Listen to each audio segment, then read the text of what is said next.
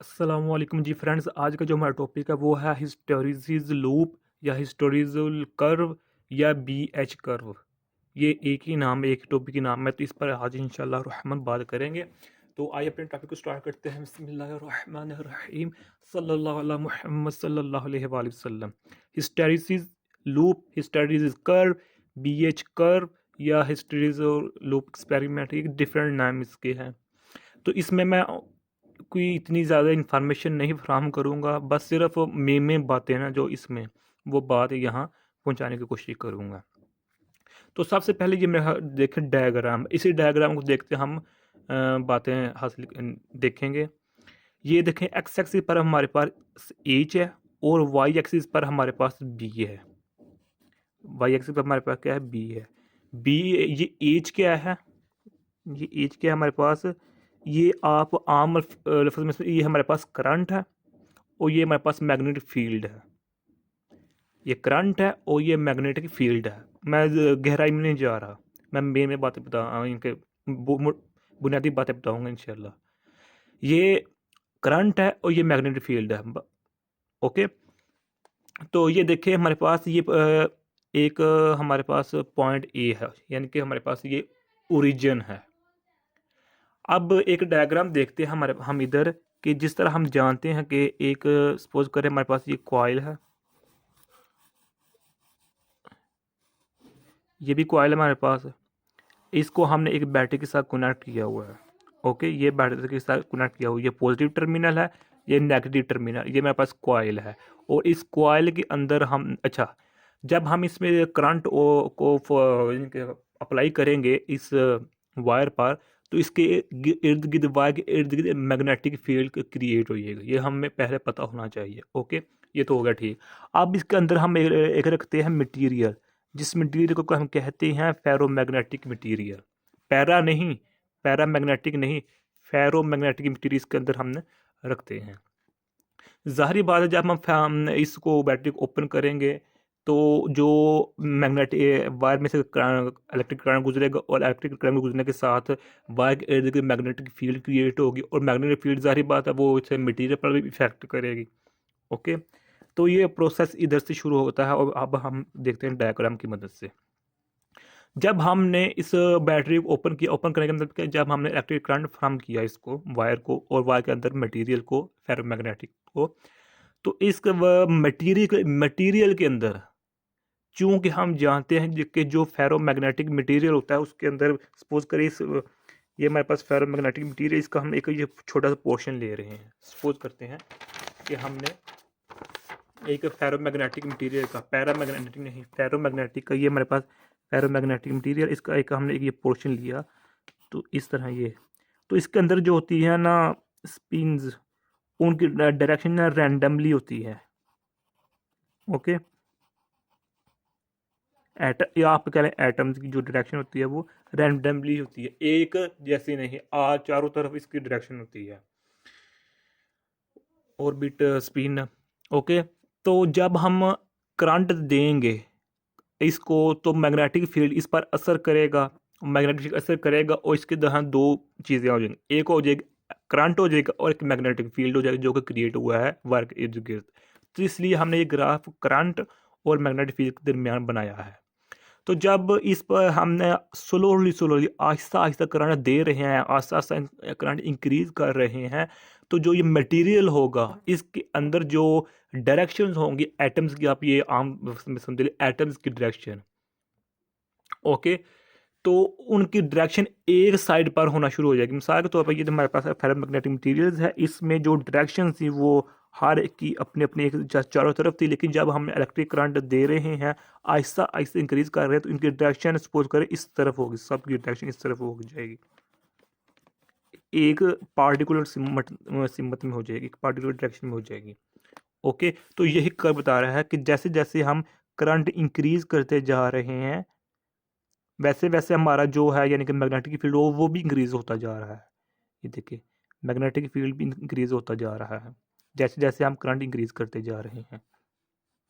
ये देखें, ये करंट इंक्रीज किया इधर से इधर तक तो मैग्नेटिक फील्ड इंक्रीज हुआ।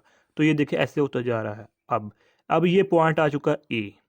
अब इस पॉइंट को हम कहते हैं सैचुरेशन या सैचुरेटेड पॉइंट।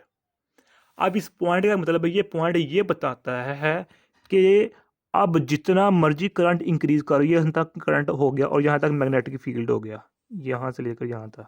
ओके, अब ये बताता है कि अब जितना मर्जी करंट इंक्रीज करते जाओ लेकिन मैग्नेटिक फील्ड इंक्रीज नहीं होगा।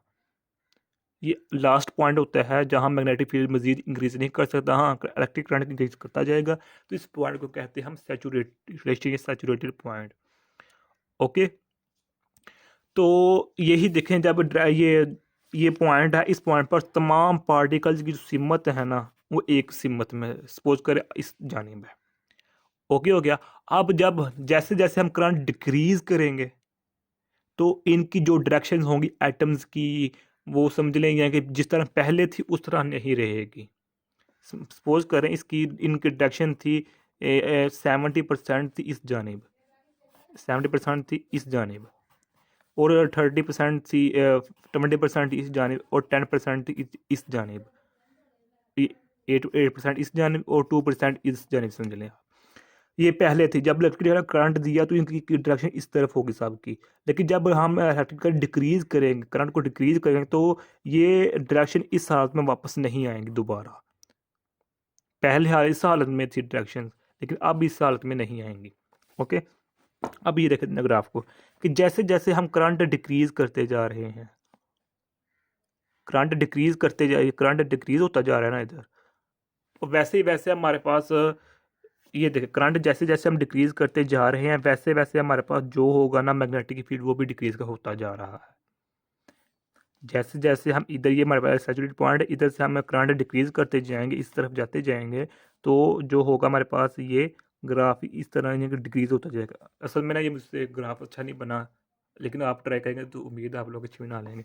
अच्छा, बात समझे कि पॉइंट मैं क्या बताना चाह रहा हूँ कि जैसे जैसे सैचुरेटेड पॉइंट से हम करंट को डिक्रीज करते जाएंगे, इस जानिब करते जाएंगे, करंट डिक्रीज करते जाएंगे, वैसे वैसे मैग्नेटिक फील्ड भी करंट डिक्रीज करता जाएगा।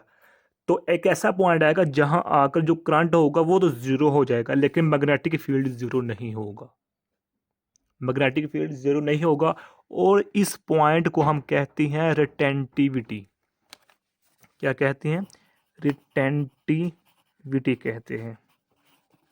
ओके हो गया। यहाँ रिटेंटिविटी पर इलेक्ट्रिक करंट हमारे पास क्या जीरो हो गया और मैग्नेटिक फील्ड जीरो नहीं है। ये देख लें कि जैसे जैसे हम करंट डिक्रीज करते जा रहे हैं मैग्नेटिक फील्ड डिक्रीज तो हो रहा है लेकिन ज़ीरो नहीं हुआ। हालांकि जब स्टार्ट किया था उस वक्त हमारे पास करंट इंक्रीज करता जा रहा है और मैग्नेटिक फील्ड भी इंक्रीज करता जा रहा है ये, लेकिन जब डिक्रीज किया ये तो ज़ीरो होगा करंट, लेकिन ये ज़ीरो नहीं हुआ।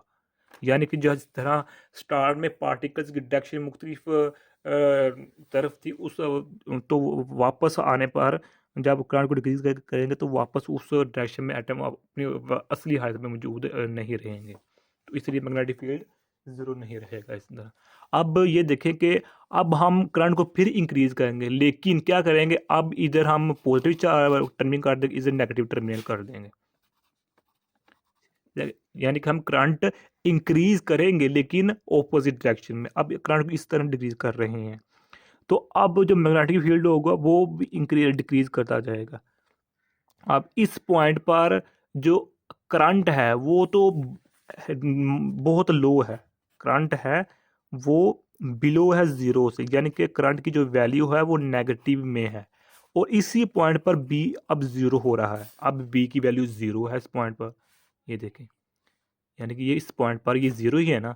इस पॉइंट पर बी जब ये करंट यहाँ से लेकर यहाँ तक करंट की वैल्यू कुछ ना कुछ है मिनिमम, किस में? नेगेटिव फॉर्म में, नेगेटिव डायरेक्शन में, लेकिन जो मैग्नेटिक फील्ड है उसकी वैल्यू ज़ीरो है। तो इसका क्या मतलब हुआ कि करंट की वैल्यू है कुछ ना कुछ लेकिन नेगेटिव डायरेक्शन में, लेकिन यहाँ क्या है, बी की वैल्यू कम है। तो इस पॉइंट को हम कहते हैं, सी पॉइंट को कहते हैं हम कोएसिटिविटी। ओके हो गया।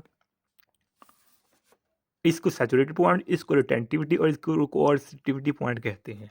अब यही सेम प्रोसेस इधर होगा कि देखें कि हमारे पास हम करंट को मज़ीद इंक्रीज करते जा रहे हैं, तो जो हमारे पास मैग्नेटिक फील्ड है वो भी इंक्रीज होता जा रहा है। अब जब हम करंट को फिर पॉजिटिव एक्सिस की तरफ लेके जाएंगे तो हमारे पास जो होगा मैग्नेटिक फील्ड वो भी डिक्रीज करता जाएगा। ओके, तो इस पॉइंट पर हमारे पास इलेक्ट्रिक करंट जीरो, फिर अगेन जीरो हो जाएगा, लेकिन जो मैग्नेटिक फील्ड होगा ई पॉइंट पर वो नहीं भी जीरो होगा। अब यहाँ भी रिटेंटिविटी है, ये भी रिटेंटिविटी है, लेकिन ये प्लस वाई में रिटेंटिविटी और ये नेगेटिव वाई में रिटेंटिविटी है। अब फिर करंट को इंक्रीज करेंगे, इंक्रीज करके करके जाएंगे, इस एफ पॉइंट पर आ जाएंगे, एफ पॉइंट पर इधर करंट की कुछ ना कुछ फिर वैल्यू होगी, लेकिन इधर जो मैग्नेटिक फील्ड होगा वो जीरो हो जाएगा। ये